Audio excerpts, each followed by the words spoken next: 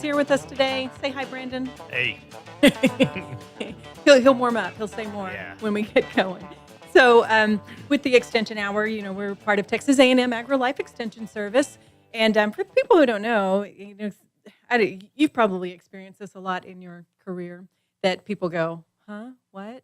What do you do? And then how do you explain what you do? It's kind of difficult. But basically, Texas A&M is a land grant university, and land grants are different from other universities. They have education, they have research, but what makes land grants special is that they have extension, which is taking that education and research out to the people of the state. So we do community-based education. We have 4 main areas we work in: agriculture and natural resources. That's Brandon's wheelhouse. We have the 4-H and youth development program. We have family and community health. And then we also do a lot of community development things as well.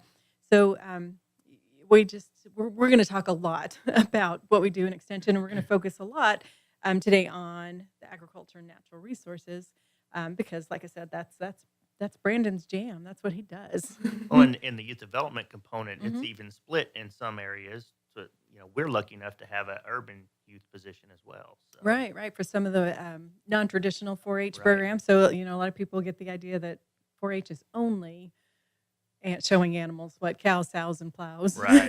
But Not there's necessarily. a lot more to it. But first thing we try to do when we on our radio show is talk about some of the things that are going on, just to let people know what's happening with Extension. And so one of the big things is our Master Gardener fruit and nut tree sale that will happen on January 26th. That will be at our office, so 9020 Airport Road, 9020 Airport Road. So we're right across the street from Lone Star Convention Center, people who know where that's at. We got beautiful gardens around there, so they're just great to look at. They start at 8 o'clock it's a Saturday, January 26th. They'll do a little presentation, and then they will open it up for a sale for people to go pick some fruit and nut trees and take them home and plant them. A lot of great varieties in there. One of the good things to note about that tree sale is that they don't sell varieties that don't do well here. So all of these varieties do well here, and they're all bare root trees. So take them home, plant them in your soil. The acclimation to that soil type will be a lot better for you. Yeah. So a lot of different plum tree varieties, peach trees, apples, pecans, some olives, different things like that. Even some things that aren't as common. So definitely worth checking out. Yeah, but I think we want to reiterate what you just said. They're things that we know that grow well Yes, here. tried and true.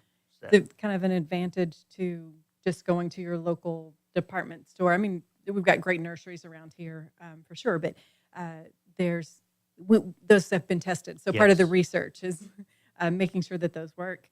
And there's also a lot of master gardeners on hand, so they're available to answer questions. Now, I just want to clarify, too, that this is a fruit and nut tree sale. A lot of people know about the plant sales, so we'll have the spring plant sale March 23rd.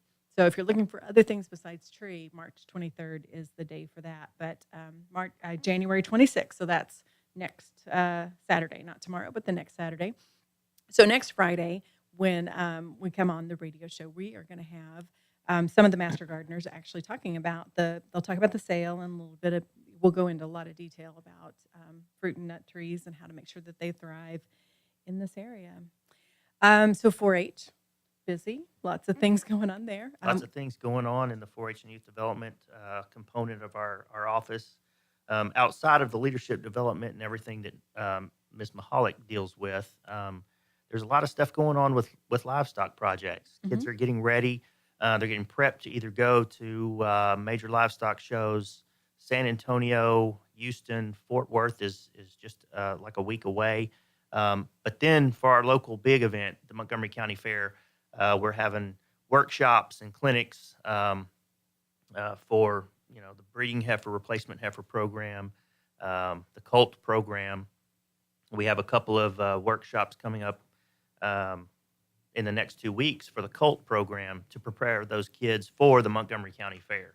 And when we're talking about colts, we're talking about baby horses. They're young, they're new.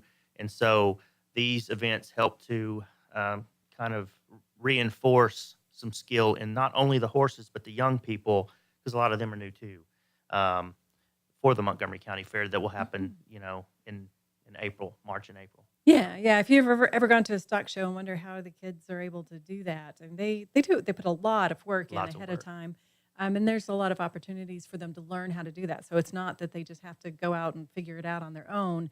There's workshops. There's people can call and get advice, and Right. there's lots to get them ready for that. Those, speaking to that COLT program, those schooling shows is what they're called. They're out at the Montgomery County Park. We have it there in the Expo arena.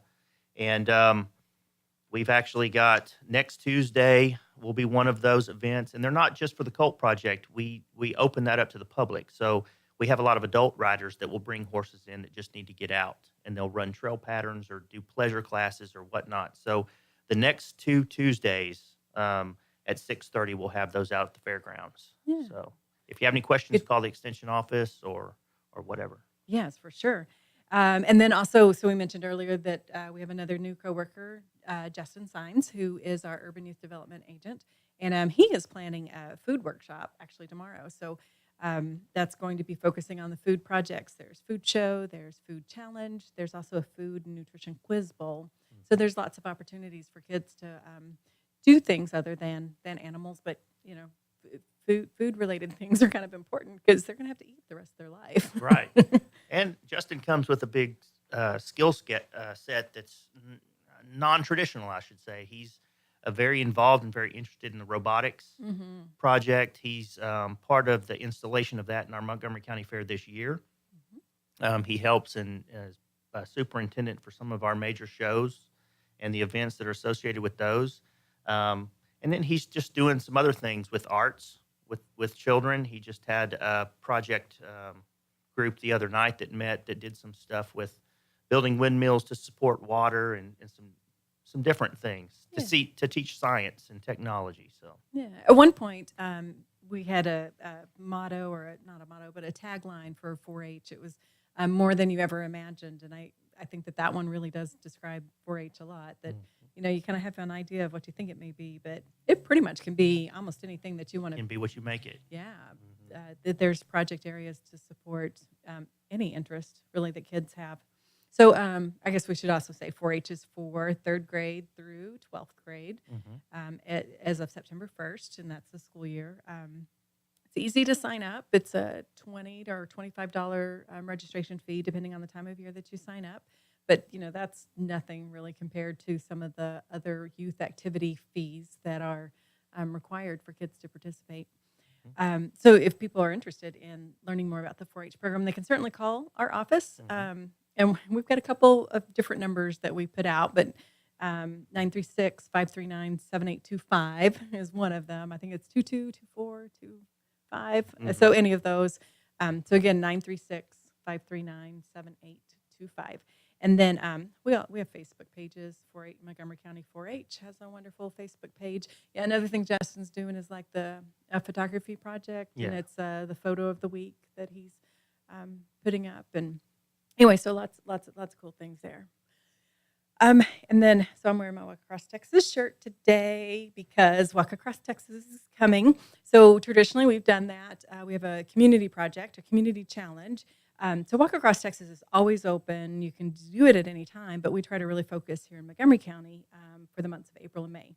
So we ask teams to start on or about April 1st, and it's an 8-week project. So the goal is, within those 8 weeks, teams of up to 8 people collectively do physical activity. They don't have to do it simultaneously, but everybody's being more active and counting their miles or steps that equate to miles so that they can do the 832 miles, which is roughly the distance from Orange to El Paso, Texas.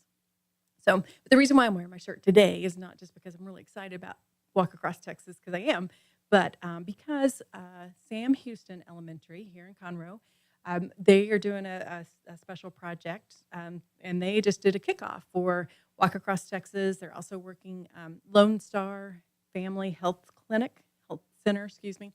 Lone Star Family Health Center is helping with them as well, promoting 5210. Have you ever heard of 5210? 5 fruits and vegetables every day, 2 hours or less of screen time, 1 hour or more of physical activity, and 0 sugary drinks. So it's just kind of a really easy way to remember healthy living. Because nutrition, health information can get kind of overwhelming. So if you just remember that 5210, you probably have it taken care of. Anyway, so the kids at Sam Houston will be walking they'll be doing Walk Across Texas and other physical activity during their PE time and at home with their parents. And their goal is each class is going to try to get that 832 miles within 8 weeks. And then that'll finish up just about April 1st or the end of March, and just in time for their parents to become Walk Across Texas participants and then participate in the big community challenge. So again, that's coming up. We're always looking for people to help out with that. We need team captains. We need league commissioners. We try to give prizes because everybody loves prizes. So we need prize donations, all that great stuff. All right. So we lots of stuff going on, and we're going to talk a little bit more about some of the agriculture stuff going on because Brandon is our star today, our special guest. But you're special, but we would. You're not really a guest because you're part of the staff, and again, we're really excited to have you. But we're going to take a little bit of break. When we come back, we're going to learn more about Brandon and the things that he does. So stay tuned.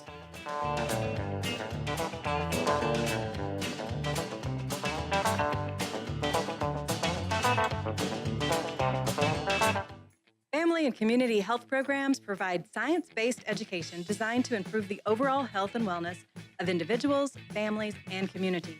Developed by experts and delivered locally, topics include child and adult health, nutrition, child care, financial management, passenger and community safety, and building strong families, all encouraging lifelong health and well-being for every person, every family, and every community. We are Texas A&M AgriLife Extension, helping Texans make their lives better. Don't forget to download the Lone Star Community Radio app from your Google Play or Apple Store. Bring Montgomery County's community radio with you anywhere with your smartphone or tablet. If you are in the Conroe area, tune in on FM. That's Conroe's FM 104.5, 106.1. If you are on the computer, bookmark irlonestar.com as your internet radio station. A Lone Star Community Radio, broadcasting 24/7 from the heart of downtown Conroe, Texas. Have a legal question? Are you a resident of Montgomery County? Call 281-645-6344 to talk to a volunteer attorney from the Woodlands Bar Association. We answer the phones on the first Monday of every month at 281-645-6344 from 5 p.m. to 8 p.m. to provide general legal information and information about legal resources to Montgomery County residents. Hey guys, this is Connor. This is Dick. This is Chris. And we're with the Ticket Stub Podcast every Thursday live at noon on 104.5 and 106.1 FM in the Conroe area. Also, anytime at irlonestar.com. You go to irlonestar.com/TTS. You can find all of our social media. And don't forget, we give away 2 tickets to the Grand Theater on every show. If you like movies and you like complaining or celebrating anything that has to do with the silver screen, check out the Ticket Stub Podcast and join us every Thursday at noon o'clock on Lone Star Community Radio.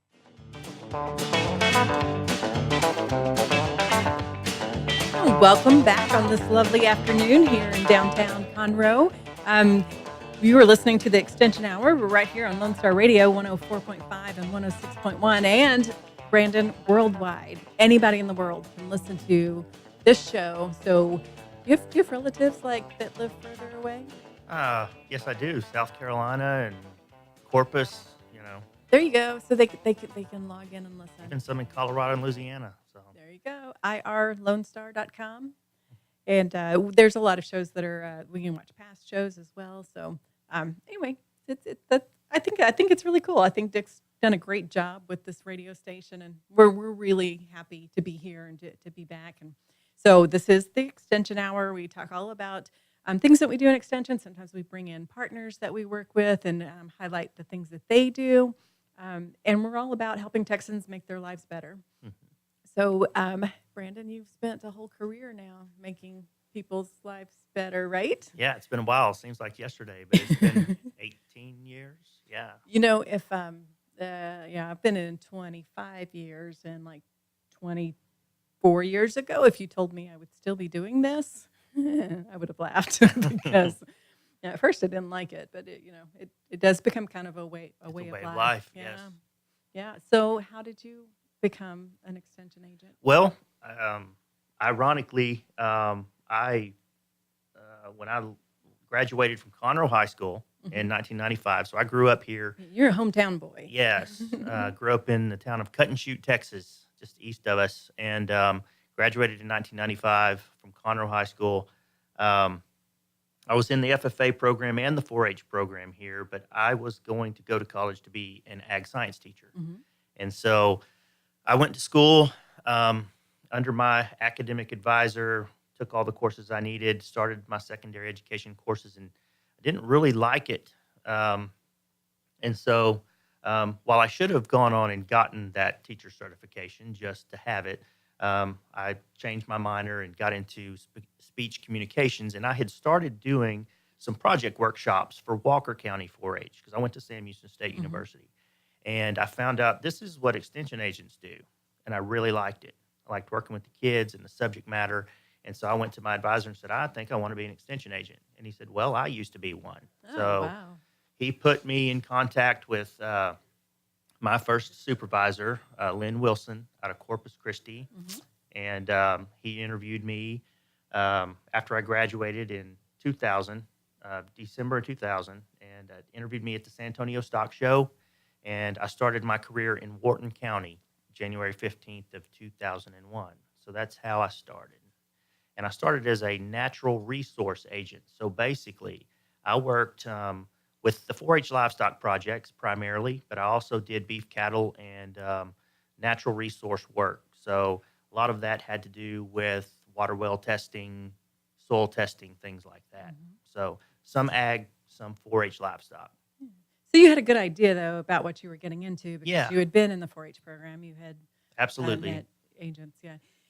So interesting contrast. When I had no idea what extension was until they came to campus. So I was getting ready to graduate. People, there was different organizations that would come do presentations. I was like, that sounds pretty cool. Yeah. So it sounds kind of like fun being an agent. And tell another kind of embarrassing story on myself. When I interviewed, it was on campus. A couple of the district extension directors came in, and when you're doing an interview, they always ask you, good interview techniques is always have some questions available, so it sounds like you're Right. interested and engaged. And so they asked me, if I have any questions, and I said the 4-H's stand for something, don't they? What is that? I know. Now it's pretty funny because that's just second nature for us. But I use that example though to help remind myself that not everybody knows what extension is Right. and what we do. But so it's good to explain to people. And by the way, head, heart, hands, and health. Yes. Those are the 4-H's, which have come to mean a lot to me, and have even though I experienced it as an adult and not as a kid, it has influenced my life significantly. So anyway, all right. So you graduated, went to work at Wharton County, Natural Wharton County. Resources. Yep. How long were you there? I was there 2 years. Yeah. And working on a master's, driving back and forth to school.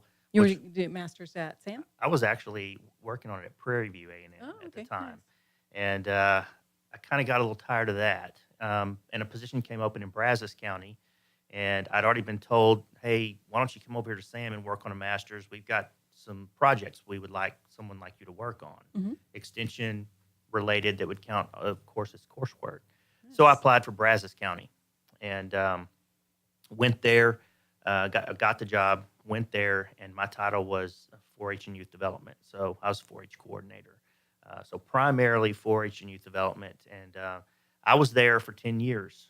So working with 4-H, youth projects, whether it was livestock, food and nutrition, healthy lifestyles, community service projects, whatever we had going. And it was a really diverse type of program. Oh, yeah. And particularly in Brazos County. The hub of all extension. Yeah. It's where Texas A&M is. You've got a lot of people who know a 4-H and know extension really well. So Yeah. that probably a very demanding position. It was, but one that I gained a lot of ground being in, just being around the people. Not only do you have your general 4-H clientele, but a lot of those 4-H clientele are extension related. Their moms or dads may work in extension. They may be specialists. They may be your boss. You know, their father may be your boss, which was the case. Right. I had my boss's kids in the program. So you learn a lot from those people. Not only do it's easy because they know what you do, but they also teach you a lot. So Yeah, and I think that that's a great thing about extension, and I think many jobs are probably like that. But you learn a lot from each other. More than you can have. I guess the on-the-job training is what really can make a difference. Of course, professional development is always important and sharpening skills, but definitely just watching and listening and trying and applying. Right. And that was a position that offered a lot of other things too. A lot of interdisciplinary work that we didn't really touch on so much in my first county. Us as a staff, we really did a lot of interdisciplinary programs, ag awareness type of programs with the Pizza Ranch, which is where we got to work together a lot when you were in Burleson County. So we even did cross-county programs a lot. So just a skill set that I've developed and am very appreciative of from being in Brazos County. So. Yeah. So Pizza Ranch, by the way, is an ag awareness activity. So we'd bring in fourth graders. Yes. They would rotate through several stations so that they learned kind of Basically, where parts of the pizza come from. teaching you where your food comes from, and we use the pizza as a template.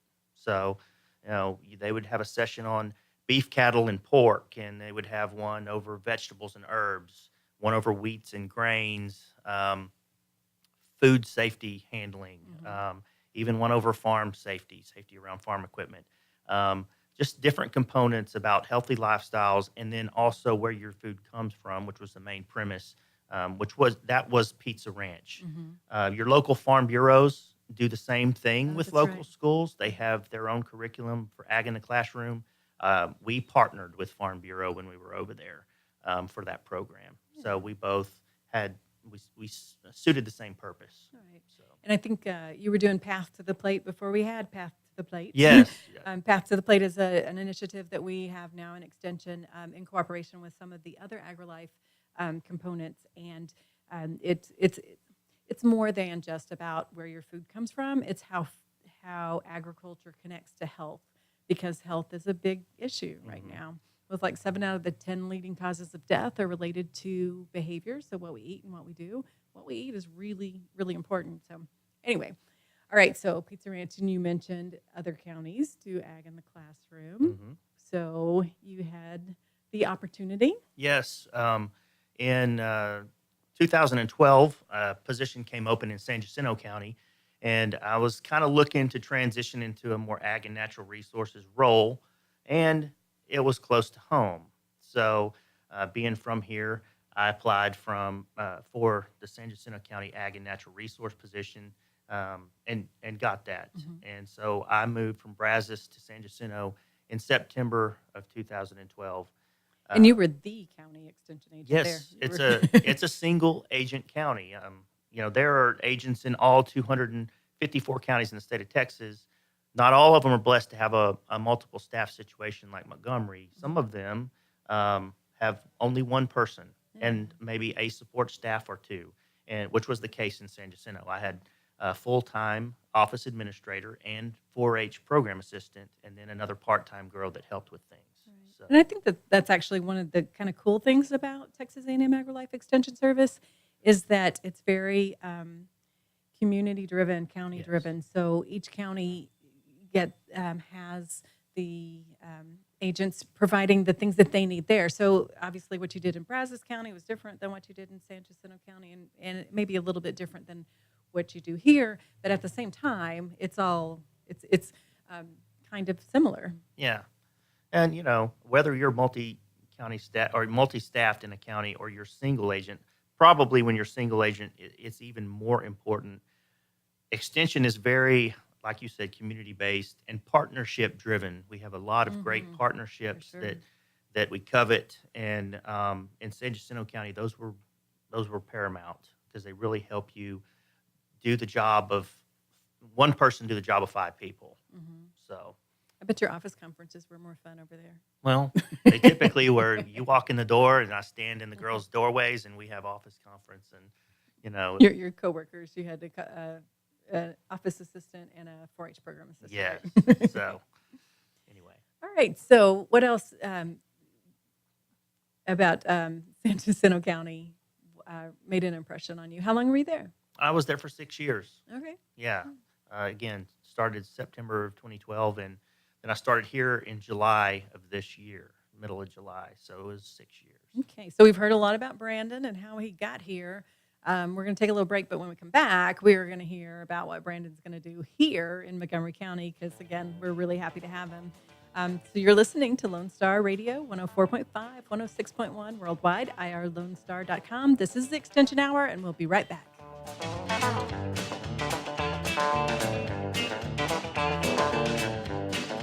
You're going to need me. You're going to need us. All of us. You're going to need our help with your water, your air, your food. You're going to need our determination, our compassion. You're going to need the next generation of leaders to face the challenges the future will bring. And we promise we'll be there when you need us. Today, 4-H is growing the next generation of leaders. Our talk shows and music shows are looking for sponsors. Want to expand your brand awareness? Reach the hyper-local audience in Montgomery County? Lone Star Community Radio sponsorships accomplish this. Want to see our stats and rates? Check out irlonestar.com/sponsor for more information. Or call in and leave us a message at 936-647-3776. What is homelessness?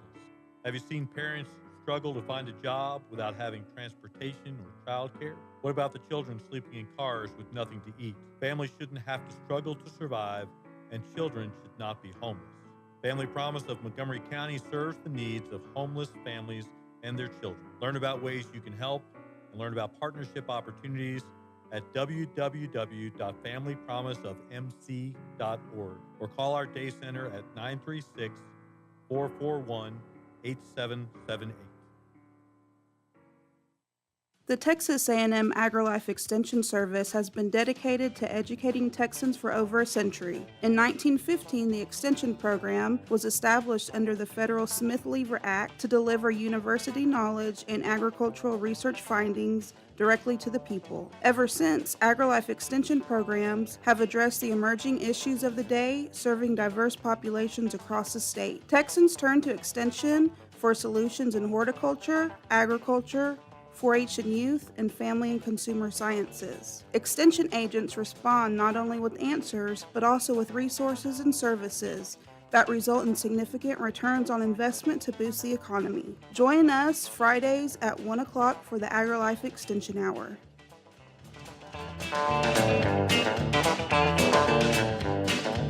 And we're back. We're visiting with Brandon Gregson. He's the newest member. No, you're not the newest. Justin's actually the newest. But, you guys kind of came about the same time. So we are, this is the Extension Hour. We're talking about Extension. And Brandon Gregson has been our county extension agent for Ag and Natural Resources since July. Middle of July. Yeah. So you had big shoes to fill. Yeah.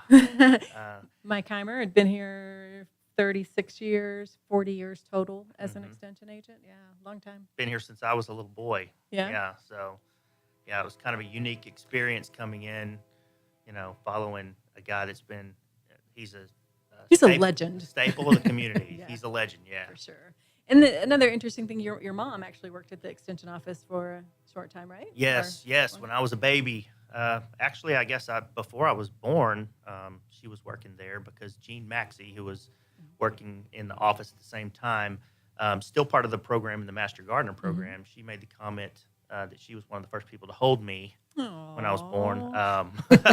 And I can remember in the old hospital going to work with my mom and playing on the floor, cutting cows out of the publications and playing with them and stuff like that. And that was when Tom Leroy was here. She was actually working for Tom. So that began one of your lifelong love of cows? Yeah, But probably. your family raises Yeah, I grew cows, up. yeah. My grandparents had a dairy in Cut and Shoot, Amos and Dorothy Gregson, and obviously that was before I was born. But then my dad and his sisters were born into that, and then when they got out of the dairy business, it was commercial cattle, and I was always all up in the middle of that. So I've always, my grandpa would always make comments about wondering what was wrong with me because I would be running out in the pasture bellowing like a cow. So They were your friends. yeah. So it's something I've always liked and enjoyed. So. Good. So cows are a big thing here. So we want to talk about Montgomery County and the things that you're doing here. Absolutely. So what has been the most surprising thing for you so far since July coming in? Well, not that I didn't. Well, the very first thing that hit me when I came in, and we were in the heat of the summer, so it's not like I didn't think I wouldn't get your average pond calls, but we generate enough pond calls in Montgomery County to warrant a pond or aquatic specialist. So every day, I mean, it was just one after the other. I didn't realize people had so many. Like Mike said, everybody's got a water hole around here, and so, but yeah. And then when it rains a lot, even more people have water holes. And with our weather conditions, you know, a lot of algal blooms and plant growth that were affecting the environment of the ponds, and I was just surprised at how many we had. It was, you know, impressive. But anyway, that was the first thing that hit me was how many of those I'd be answering on a daily basis. So what kind of pond questions do people have? Well, typically it's about pond health. You know, my water is a funny color, or do I have runoff problems because I've got this green stuff floating on top, and they don't know what it is. So I have to tell them, you know, what that is. It's actually a type of algae, and by the time it's floating on top of the water, it's actually dead. It starts at the bottom, and then there's the other type that's the blue-green algae. It's more of a natural part of that pond environment. So, but when it gets excessive, it can cause harm to fish health, oxygen load in the water, and we've got to go in and talk about how to manage the population of algae or plant growth if they've got anything like hyacinth or anything growing in there that could affect the fish population. So what do? We go and talk about different herbicides that are labeled for aquatic environments to help control the plant population. So. Okay. So ponds have been the most interesting. What has been the most fun? Well, right now, I mean, the staff being part of the staff has been a lot of fun. You know, I've been a single agent for 6 years. Yeah, the girls were in the office, but interacting with other county agents and their disciplines has been fun. It's something that I missed for a while after being in Brazos County. So that's been the most fun. You know, it's just interacting with different people. And the other side of that is meeting people that come in. There's even people that are on my committees that I knew as a child. So, and getting to interact with them in a different way. You know, they're involved in production agriculture. They have an interest in what we do in our program, in the education that we provide. And so now, basically, I mean, I'm their coworker too, and so that's pretty awesome. Extension actually used to have a rule that you couldn't go work in the county that you grew up in, partly because whenever you interact with people in the communities, that they knew you growing up, they still see you as that snotty-nosed kid and maybe don't take you seriously. But you have not experienced that since you've got here. Not yet. They may be thinking it, they're just not telling me. Didn't say it to your face. No, we are very fortunate to have you with all of your experience. So what else would you say, the most important issues facing like ag producers here in Montgomery County? Well, you've still got your traditional things, people that want to, you know, maintain their hay fields, their forage crops, whether they're feeding horses or cattle or goats or whatever they've got. But one of the things that's different about Montgomery County now than when I was growing up is that you used to have a lot of really big landowners. My grandfather, for instance, I mean, they had however many 100 acres off of Willis Waukegan.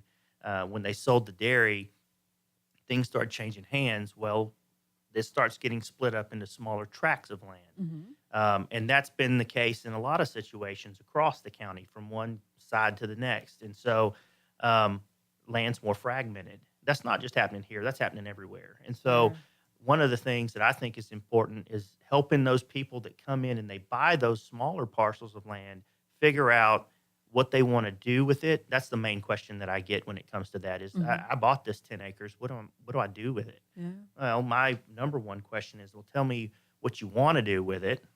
What are your interests? And we'll talk about whether that's feasible or not. They may have an interest in, number one interest is my exemption. Yeah. I was just about to Ag ask about exemption. that. Yeah. So, So before you go on, what is an ag exemption and why would somebody want that? well, you're showing ag value production on your property.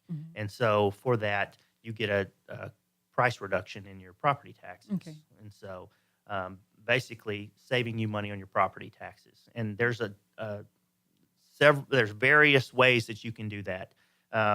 Whether it's beef cattle production, hay production, vegetable production, now honeybees or beekeeping has been added to that. So that's a big question as well. And so, but they all have parameters around it. You have to have so much acreage or so many cows or whatever. And it has to be 5 of 7 years in production for you to receive that. So It's not like you can just go buy can't the just- land and apply and get it be done right. tomorrow. Yeah, you've got to have a history of that. So I think that's really important because you have a lot of small landowners now that have bought up these tracts that were once big parcels of land, and they need education on what to do with it, how to maintain it, how to develop it, whether it's livestock production or not. They may want to get into fruit trees or something. You don't know. Right, that they got at the Montgomery County Gardener Fruit Sale.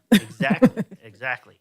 And so to go right along with that, that takes our office providing education. And so one of the things that we're going to do this year is provide a small landowner series, small or new landowner series. I'm not sure how I want to title it.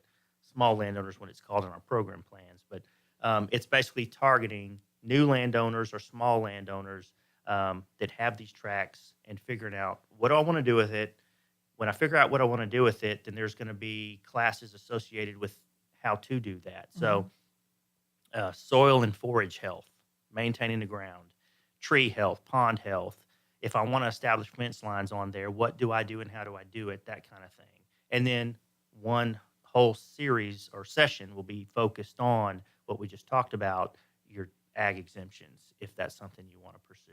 So anyway, there's just a lot of people that want and need that kind of education, and we'll provide that this year.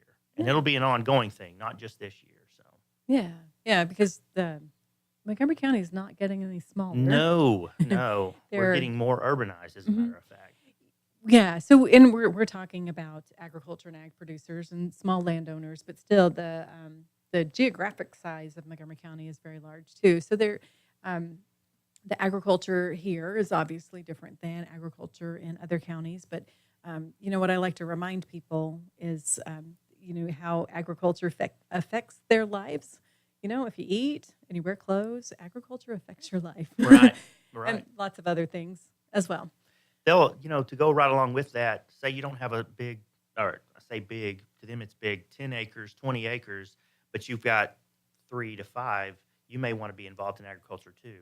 More urbanized type of agriculture like backyard chickens. Yeah. You want to raise your own laying hens. So education to support that will be important too in the years to come.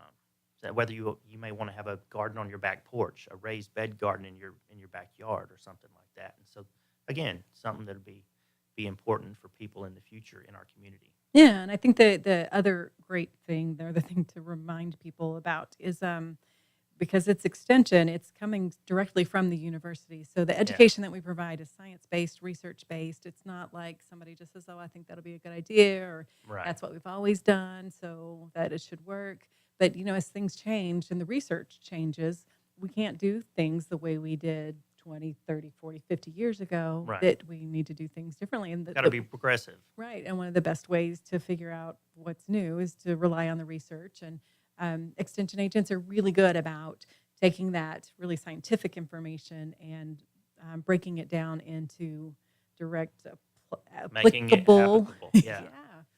Yeah. Okay, so small landowner series is one of the things coming up, but there's lots more things Yeah, as well. we have a great number of people who have private applicator license who need it to manage weeds and whatnot on their property. So we provide continuing education hours for that. We've already provided quite a few since I've been here. There's I've got one scheduled for April the 2nd. And so we also train people to get their license. We do the training and they go to a testing site, take their test, and TDA issues their license. So, Okay. So we're going to hear more about that and some of the other things that you've got coming up because you do have a really, really full calendar. But we want to take a little break. You're listening to Lone Star Radio 104.5, 106.1 worldwide, irlonestar.com, and this is the Extension Hour. We'll be right back.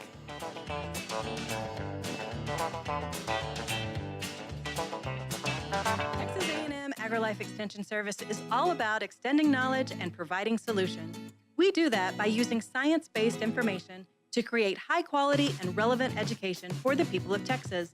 More importantly, this outstanding education is delivered locally, right here in our county. We encourage lasting and effective change that helps our communities and our county thrive. We are Texas A&M AgriLife Extension, helping Texans make their lives better. Lone Star Community Radio is looking for those who are interested in hosting their own talk show. With monthly and weekly slots available on Conroe's FM 104.5, 106.1, and on irlonestar.com. Start your own podcast, create your first YouTube channel, and be on TV. Contact Lone Star Community Radio online at irlonestar.com or call the message line at 936-647-3776 to take your first step into the radio world. Did you know that there are over 153 million orphans in the world today? The sad reality is 99% of those kids will likely never be adopted. Core Love is an organization right here in Conroe that takes care of orphan children in Haiti, Honduras, and India. We bring the love of Jesus by providing their 6 basic needs of clean water, proper food, healthcare, education, job skills, and a loving home. Visit corelove.org, that's CORELUV.org. Will you help defend the orphan? The Texas A&M AgriLife Extension Service has been dedicated to educating Texans for over a century. In 1915, the Extension program was established under the federal Smith-Lever Act to deliver university knowledge and agricultural research findings directly to the people. Ever since, AgriLife Extension programs have addressed the emerging issues of the day, serving diverse populations across the state. Texans turn to Extension for solutions in horticulture, agriculture, 4-H and youth, and family and consumer sciences. Extension agents respond not only with answers, but also with resources and services that result in significant returns on investment to boost the economy. Join us Fridays at 1 o'clock for the AgriLife Extension Hour.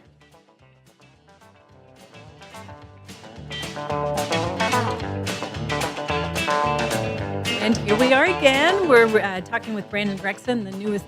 No, I keep saying that. You're not the newest, but whatever. You're new. You're new.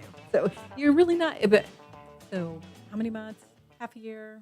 Yeah, You've been here for a while. 6 months. Yeah, but you've been in Extension for a really long time. So we're very fortunate to get a very experienced agent.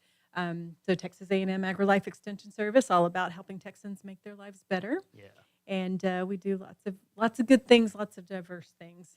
And each week when we're on at this hour, we'll be talking about different things. Brandon will be back. He's going to bring some of his partners, buddies with him, people that we interact with and that do programming. So every show will have something new and interesting about things that we do in Extension and people that we work with. So my name is Amy Ressler, and I'm County Extension Agent for Family Community Health. We have 5 agents in our county, which is fortunate. You were talking about San Jacinto County. You were the Lone Ranger, so it's always good to have. It's nice to have other people. So, sometimes it's good to work by yourself too. I mean, there may be some times that Brandon's. There are a few times you can just get away. Yeah. So, but before we went to the break, so we were talking about some of the things coming up. We talked about ponds. We talked about 4-H events and the fair and that kind of thing. But like right before we broke, we were talking about pesticide applicator trainings and getting Right. continuing education. So people have to have a license actually to use Right. And pesticides. if they need that license, uh, what we do is we can do trainings. I'll schedule one every fall and every spring.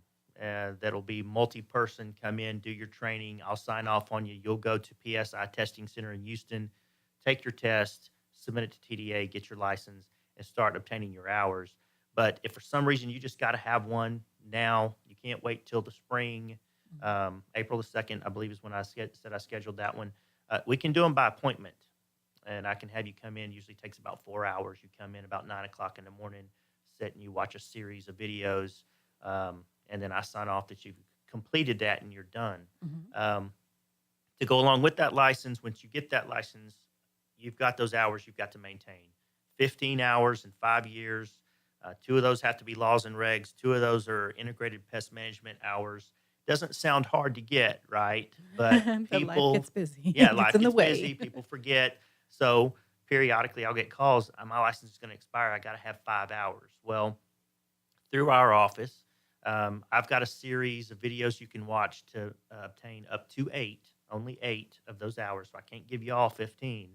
But you can set that up by appointment as well and help you catch up on those hours so that your license doesn't lapse.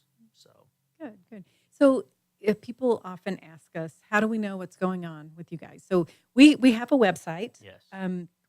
We try to be good about updating it, but sometimes our work lives get in the way and we don't get it updated as often as we would like. But people often ask, how do I know when these things are coming up? And you guys have a great newsletter that's you're working on getting it available electronically. Yeah. So if people want to know more about when pesticide applicator classes come up, or what other kinds of things do you guys put in the newsletter? Well, I've got one sitting right in front of me. This is the next one that's going to go out here pretty quick.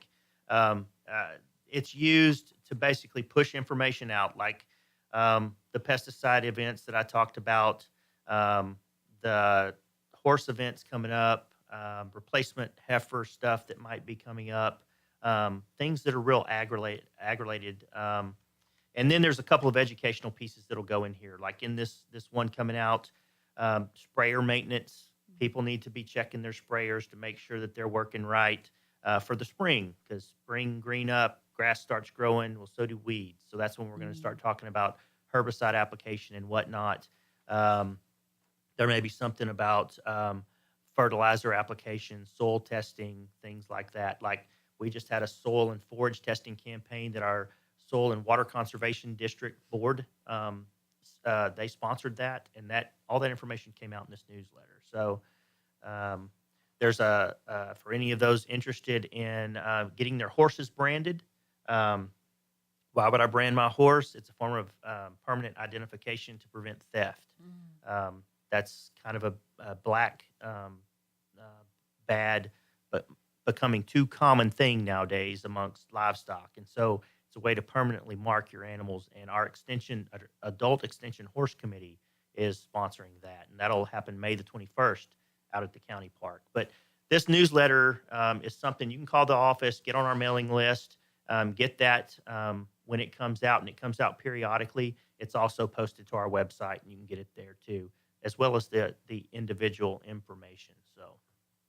So what would you say is the most interesting question you've ever had somebody call to ask your ethics anywhere you've been? We get some interesting calls sometimes. We do get some interesting calls. I had someone call about it was basically how do I put this? Apparently her sow or gilt kept getting pregnant or was upon getting pregnant and pig. Yeah. And was wanting to know basically contraceptive devices for this gilt to prevent her from getting pregnant, and that was really very interesting.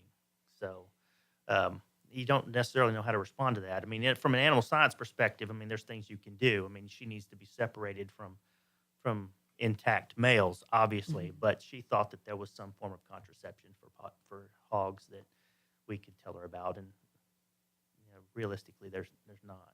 It's a management issue is what it is. So, But I could totally understand a question like that, not knowing or understanding a whole lot about, animals.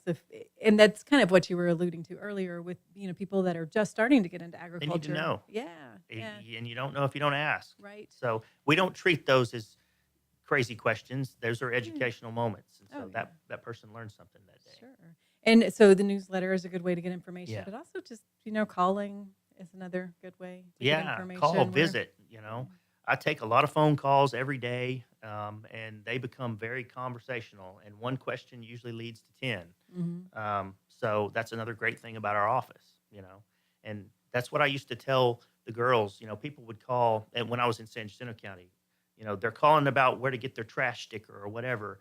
Well, that's okay because we can tell them where to go, but then they usually end up asking us about something related to our office. So that's a good way that we are an extension of education. Yeah. So, we want people to, sometimes we're told, you're the best kept secret. Like, Yeah. we didn't know you guys existed. We didn't know that you Absolutely. do all that. You're the best kept secret. So we try to tell We do, people. yeah. We try. One place I worked, one county I worked at, we got a phone call one time because it was the extension office.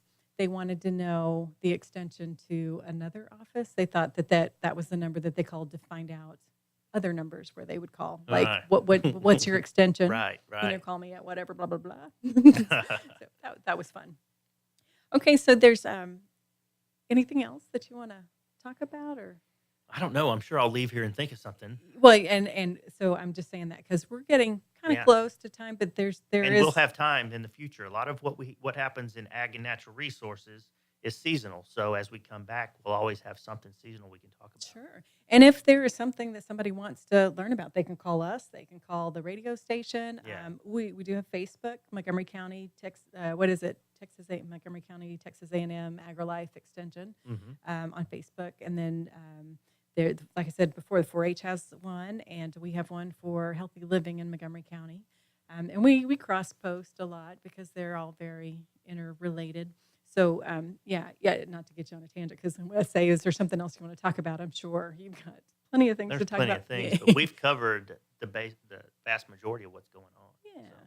Well, and again, it's really great to have you here. In Glad to Montgomery be here. County. It's Yeah. pretty exciting, actually. So we'll be back next week, and next week we're actually going to have a couple of master gardeners are going to come in. Like we mentioned early in the show, January 26th is our fruit and nut tree sale that the Montgomery County Master Gardener Association puts on.